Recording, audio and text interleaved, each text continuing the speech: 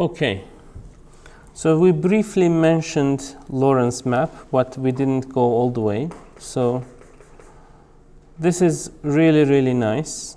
So please pay attention to this part because this connects everything else together. Okay, so let's focus on single feature Zn. What is Zn? It's the nth local maximum of Zt. So you just plot Z versus T, while X, Y are also changing. You just look at Z, okay? And then you only look at the maxima. And you imagine a map. So what kind of a map we imagine here? Okay, gerçi burada yapılmışı var. Yes, but let's do it together. So let's say this is the Zn equals Zn plus 1 line. So let's see. Zn equals Zn plus, let's say this is somewhere the average. So let's plot those lines here. So over here, you are a bit, so if you compare this one and this one, this is a bit closer to the middle, this is a bit far away, right? So a bit closer and a bit far away. So if I plot it somewhere here, would you be okay with that? Because Zn is a bit closer, Zn plus 1 is a bit far away. Does it make sense? Then there is this one, which is now like Zn plus 1, this distance now goes here, because that's the new Zn. And Zn plus 1 is a bit closer, so where are we? Somewhere here maybe. Are you following? Yes? So if you connect all this, you are going to get something like this. Okay? So Lorenz's idea is that Zn should predict Zn plus 1. Okay? You say should is a strong word here, right? Because there is also x and y, and the system depends on them as well. But this is just what he noticed, especially because the strange attractor is so two-dimensional. Since it's very two-dimensional, you can imagine that you are cutting on one side with Zn, and you are trying to predict the next Zn. Okay. To check this, he numerically integrated the equations for a long time, then measured the local maxima, and then the data from the chaotic time series appears to fall neatly on a curve. There is almost no thickness to the graph. So by almost no thickness, we mean that, do you see, like, it's not really a straight line like this. It's actually a distribution of points. These are not accidents. These are really there. But then again, it also looks like a curve, right? So the connection here, I will keep repeating this connection, but the connection here is that you can see that we have found a map, a 1D map, inside a 3D flow. 1D map hiding inside a 3D flow. So since we know that 1D maps can lead to chaos, now we understand why 3D flows can have chaos. Okay, that's the basic idea here. By the way, we talk about non-thickness. Can we also say that this has fractal dimension near Yeah. one? Yeah. Yes, we can. Yes, we can. Very good.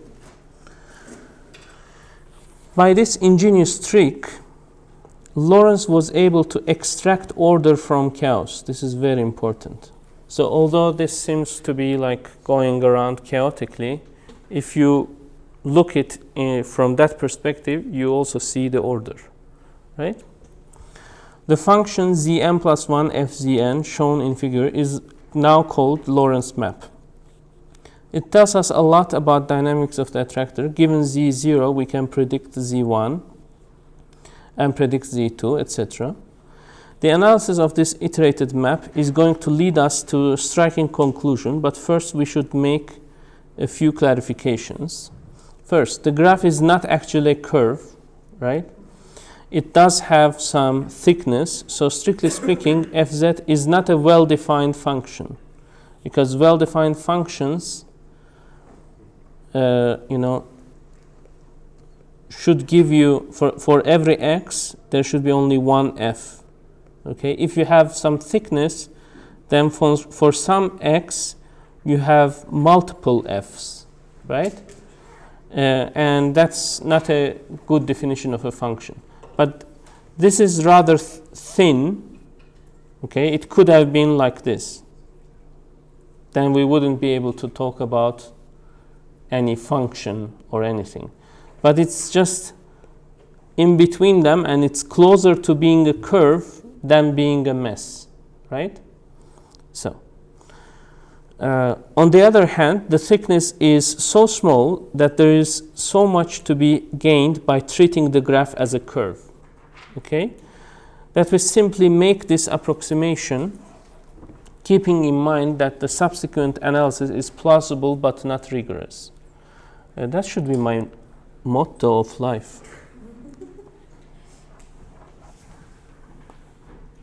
Yeah. Plausible but not rigorous. Anyone who wants to sign? Haven't seen you in a long while.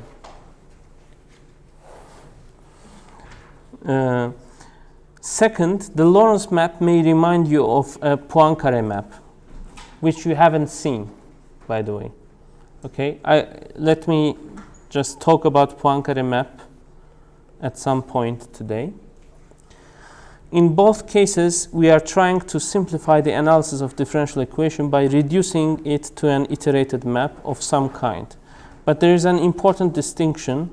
Let me just get over the Poincaré map. Poincaré map is in two-dimensional surface, and we will see it very soon. Lorenz map is different because it characterizes the trajectory by only one number, not two. This simpler approach works only if attractor is very flat, close to two-dimensional. Okay? So, ruling out stable limit cycles. How do we know that the Lorenz attractor is not just a stable limit cycle in disguise? Do you understand this sentence? Yeah. Very good.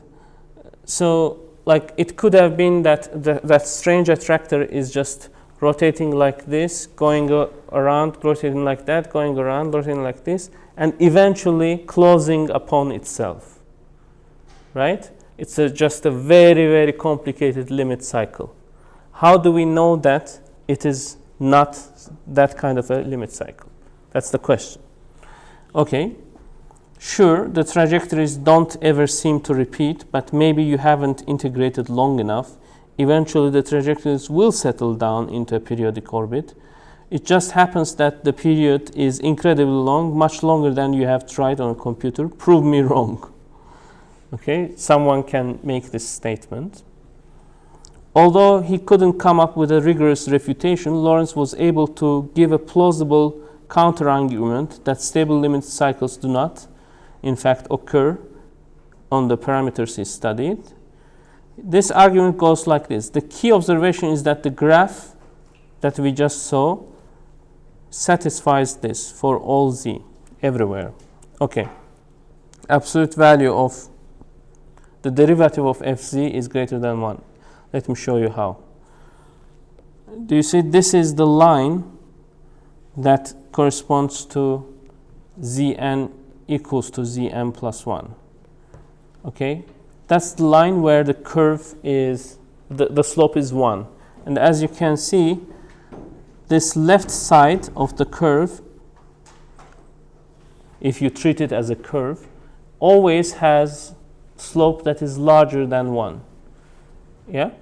while the right side of this curve over here always have slope that is less than -1. So absolute value is always greater than 1, right? Do you remember what absolute value was telling us in iterated maps? How much it pushes or pulls forward. Yes, so if it's greater than 1, it's an unstable point, right? Those point, I mean, if you get two close by points, they will go far away from each other, right? I hope you remember this stuff. So this ultimately implies that if any limit cycle exists, they are necessarily unstable. To see why, it's just what I told you. Okay, just the graph stuff. All right. Very good, very good, very good, very good. Still, since Lorenz map is not a well-defined function, because as we have seen, it has a thickness, this sort of argument wouldn't convince our hypothetical skeptic.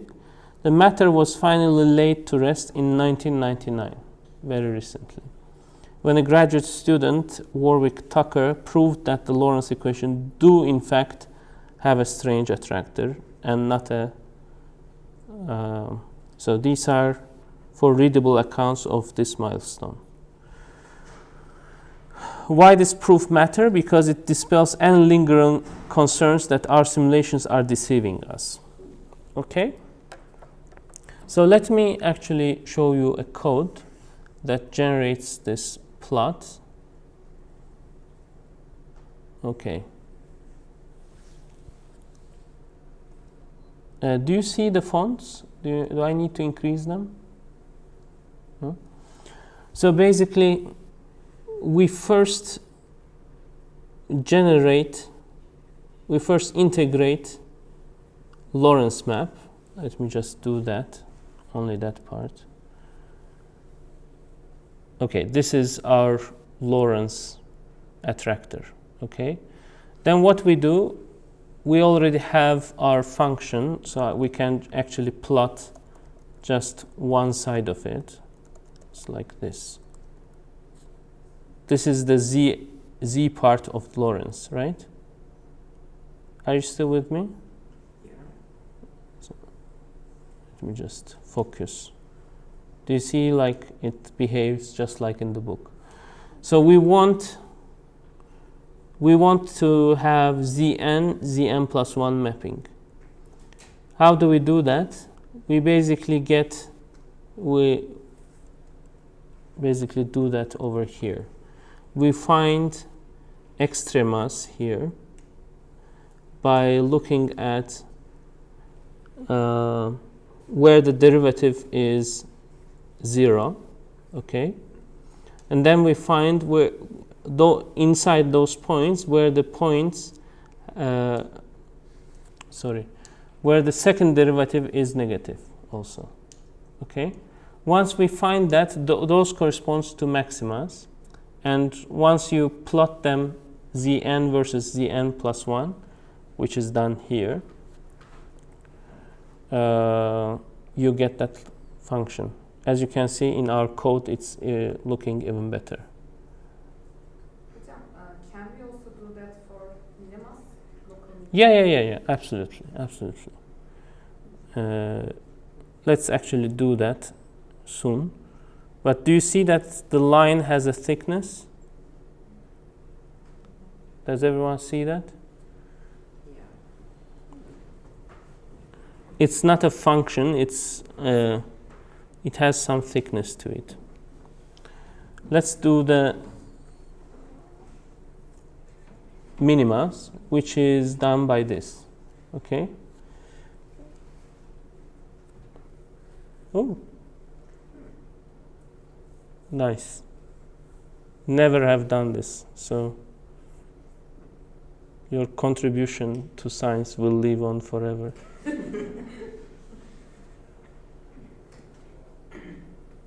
As long as YouTube exists, you will be remembered as the person. What? Let's change the homework so that they will. Yeah, exactly. The invert. Oh, actually, this one looks also. It looks like a double function. Yeah. Let's call it NASMAP. Yeah, very good, very good. Okay. Let me just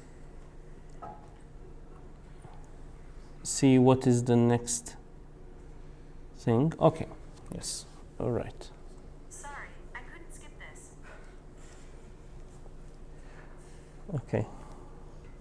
Normally I would argue, but all right. Exploring parameter space.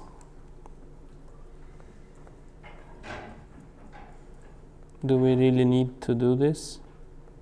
We can always skip it. Let me see, just, okay. Okay, I think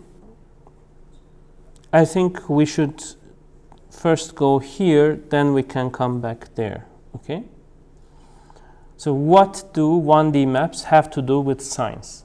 This is the connection part. You have seen Mandelbrot. Oh, there are fractals. You have seen Feigenbaum. There's this just function, doubles, so what? Yes, maybe it's about rabbits or something, but then again, is that it? No, it's actually everywhere, because if you think about it, for some reason, there is this paper by my granddad's grandfather's grandfather, academically speaking, Wigner. He says the unreasonable effectiveness of mathematics. Have you heard of that? Yes. One? Yes. Very good. Very excited. So, like, somehow we can write down differential equations for almost everything, and differential equations can always be written as flows, and you can see that in the flows we can find this chaos. So the predictive power of Feigenbaum's theory may strike you as mysterious. How can the theory work given that it includes none of the physics of real systems, like convecting fluids or electronic circuits, and real systems often have tremendously many degrees of freedom? How can all that complexity be captured by a one-dimensional map? Finally, real systems evolve in continuous time, so how a theory based on discrete time maps works so well? To work towards the answer, let's begin with a system that is simpler than a convecting fluid, yet seemingly more complicated than one-dimensional map. So we are going to look at the Rössler system. Let's look at it. Linear, linear, linear, linear. Just one nonlinearity here. You see it? Yeah. This is the one that we saw, and we thought that it looks like Haydar Aliyev building. This is that one, okay? Now, for this one, we see the period doubling even more clear.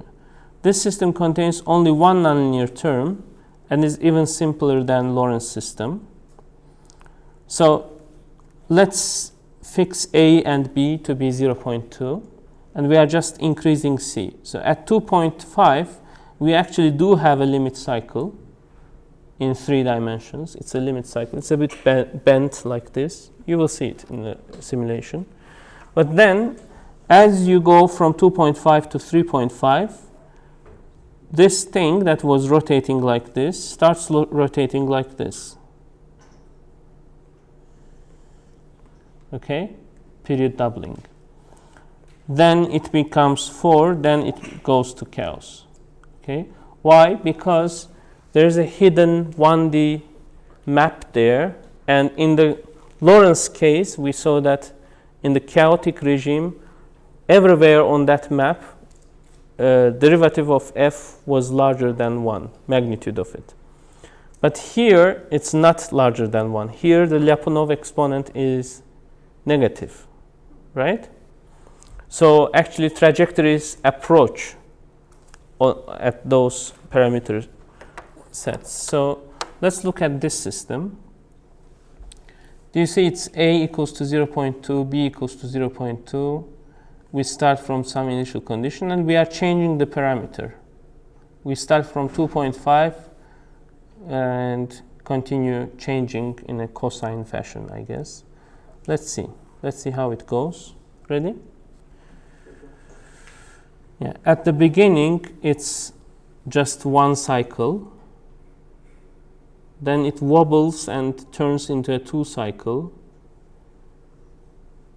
Then it wobbles and turns into 4, 8, 16, 19, chaos, right? So the period doubling that you see in, I guess for a brief moment, I guess you saw period 3. You know, Mandelbrot, baby Mandelbrot there was period 3. It was corresponding to logistic map. We see the same thing also here. So they are all connected. We are coming back to period 1 because we are taking back the parameter. Very good. And in the chaotic regime, if you plot the 1D map for Rössler attractor, you get another curve. Okay.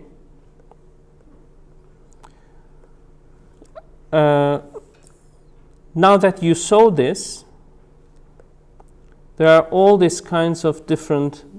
So people went on and studied all these different kinds of systems. Like, for example, I don't know if you tried it at home, probably not. If you have a tap, water tap, you just open it slowly, and it's like tick, tick, tick, tick, tick. Then open a bit more, then it becomes tick, tick, tick, tick, tick, tick, period doubling. Okay? Then it becomes, I don't have enough rhythmic ability to do this, but tick, tick, tick, tick, tick, tick, tick, tick, tick, tick, tick, tick, something like that. Was that 4? Yes, that was 4. I can't do 8, but you get the idea, right? So people started actually experimenting with these complicated systems, and they were getting what Feigenbaum expected. Well, I have to be clear here. Feigenbaum constant is 4.669 only if this part is quadratic, right?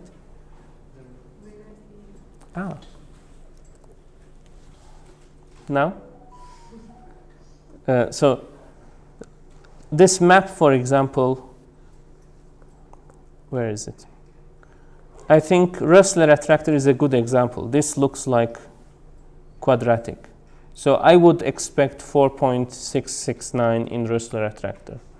Okay? But not in Lorenz attractor. Lorenz attractor is weird. It's like this. So I'm not sure about this tip. If you go close, It's a cusp. It's a cusp, right? Yes. So it's not quadratic at all, right? Do you know what happens here? There are two.